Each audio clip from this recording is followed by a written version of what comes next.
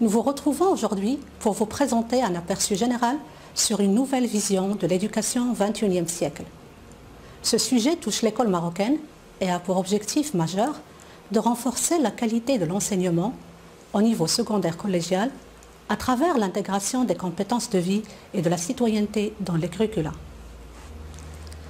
Comme vous le savez tous, aujourd'hui, le monde a beaucoup changé à cause de la révolution numérique, les progrès du savoir humain, mais aussi par la dégradation de l'environnement, les inégalités économiques, etc.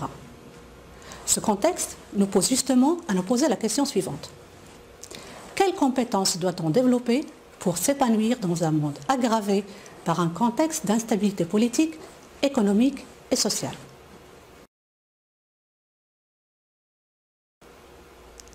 Aujourd'hui, plus que jamais, l'école a la responsabilité d'être en phase, c'est-à-dire en parfait accord avec ces changements et aspirations du XXIe siècle, et de doter les jeunes de compétences qui leur permettront de cohabiter durablement et pacifiquement. Apprendre à lire, à écrire et à compter à nos enfants ne suffit plus. Il faut leur dispenser une éducation basée sur les compétences de vie et sur la citoyenneté. Cela exige de nous de repenser les systèmes éducatifs traditionnels pour que les enfants, les adolescents et les jeunes soient en mesure de surmonter les défis en termes d'apprentissage, d'emploi et de cohésion sociale. Cette nécessité à l'éducation basée conjointement sur l'acquisition de connaissances disciplinaires et de compétences essentielles à la vie courante doit être utilisée comme une stratégie pour donner aux jeunes les moyens de se prendre en charge dans des situations difficiles. L'exemple que nous vivons aujourd'hui avec la pandémie Covid-19 n'est qu'une de ces situations urgentes qui a bouleversé les différents aspects de notre vie courante, sanitaire, économique et sociale. De ce fait, le Maroc a pris des mesures préventives incontournables grâce aux actions solidaires dont les Marocains et les Marocaines ont fait preuve même dans ces conditions exceptionnelles. Donc, que pouvons-nous tirer comme leçon de ces circonstances de confinement sanitaire et de continuité pédagogique?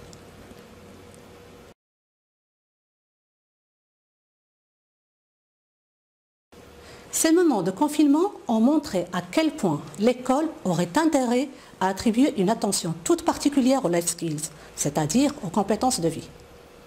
Par conséquent, notre système éducatif doit veiller à fournir à nos enfants, nos adolescents et nos jeunes, en plus des connaissances disciplinaires, les compétences nécessaires pour faire face aux défis auxquels ils sont et seront confrontés.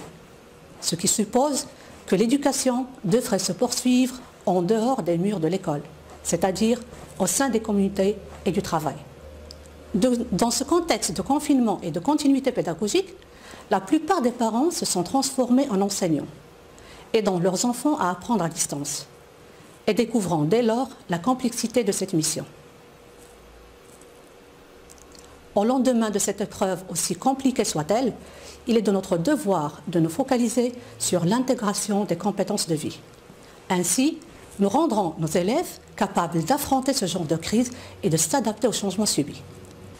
Nos enfants d'aujourd'hui, citoyens de demain, ont besoin plus que jamais, non seulement de savoir et de connaissances, mais aussi d'un savoir-être, d'un savoir-faire et surtout d'un savoir-vivre.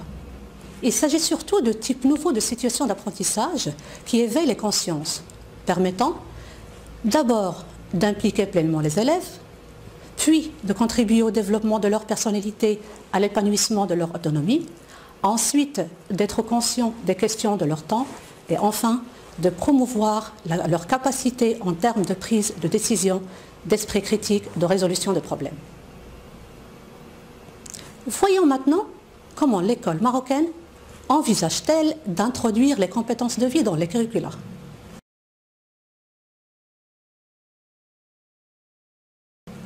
Reconnaissant l'importance cruciale de ces compétences utiles à la vie quotidienne, favorisant le renforcement de soi et l'autodétermination de l'élève marocain, notre ministère de tutelle a déjà entamé dans ce sens, depuis 2 ans déjà, un projet intitulé Maharati, qui vise à intégrer ces compétences d'ordre supérieur dans les curricula de toutes les matières enseignées au cycle secondaire collégial.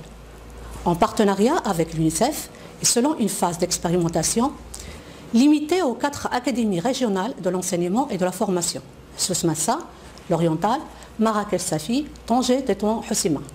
Il s'agit d'un programme de réflexion mené par une équipe à l'échelle nationale constituée d'inspecteurs pédagogiques des disciplines concernées et d'experts internationaux sous l'encadrement de la direction des curricula. D'autres équipes disciplinaires issues des directions provinciales de chaque académie sont intervenues dans le processus d'introduction des compétences de vie dans les programmes de toutes les matières scolaires du cycle collégial, voire aussi dans les activités extrascolaires. Les initiatives didactiques prises par toutes ces équipes sont en conformité avec le cadre référentiel du bureau régional de l'UNICEF au Moyen-Orient et Afrique du Nord.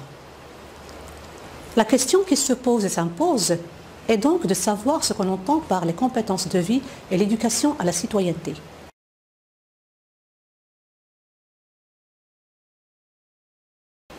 Ce concept fait référence à un ensemble d'aptitudes psychosociales et interpersonnelles qui permettent de prendre des décisions éclairées, de communiquer efficacement et d'acquérir des mécanismes d'adaptation et d'autogestion contribuant à une vie productive. Ces compétences permettent aux enfants d'être équipés d'outils nécessaires pour confronter avec succès les risques de la vie quotidienne et de progresser en toute confiance dans leur vie professionnelle, de telle sorte qu'ils deviennent des participants positifs et actifs contribuant à un développement de leur société. Un ensemble de 12 compétences de vie a été identifié selon le modèle des 4 dimensions qui sont synergiques et interconnectées. Ces 12 compétences de vie essentielles sont reliées et trouvent un écho dans chacune de ces 4 dimensions d'apprentissage.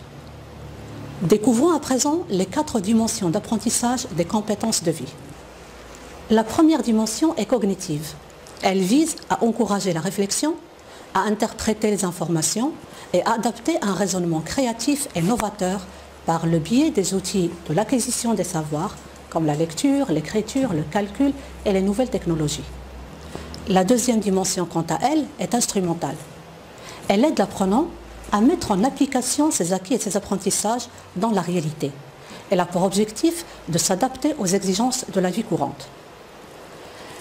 La troisième dimension, qui est individuelle, concerne le développement personnel, l'estime de soi par rapport à autrui et le bien-être, tolérance, protection de soi, respect, solidarité. La quatrième dimension est sociale. Il s'agit d'un apprentissage de valeurs qui consolide l'engagement civique et le vivre ensemble de l'apprenant. Cette dimension est considérée comme le fondement éthique des 3 autres dimensions. Ce modèle d'apprentissage quadridimensionnel propose pour chaque dimension un groupe de compétences de vie associées, parmi lesquelles 12 sont identifiées comme des compétences de vie essentielles. Essayons de voir maintenant comment ces 12 compétences de vie se complètent-elles. Bien que les 4 dimensions d'apprentissage et les 12 compétences de vie essentielles identifiées soient présentées de manière linéaire, elles doivent être comprises de manière transversale. En effet, la sélection de ces 12 compétences est basée sur leur interaction dynamique et leur contribution aux 4 dimensions d'apprentissage.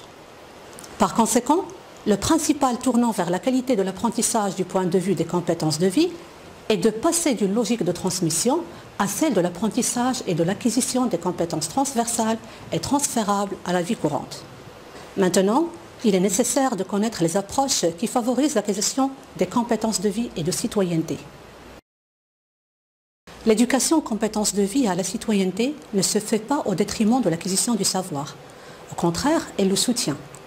Il s'agit donc de changer les méthodes d'enseignement et passer de la logique de la transmission des savoirs à la logique d'apprentissage et de développement des compétences transversales et transférables à la vie courante du XXIe siècle.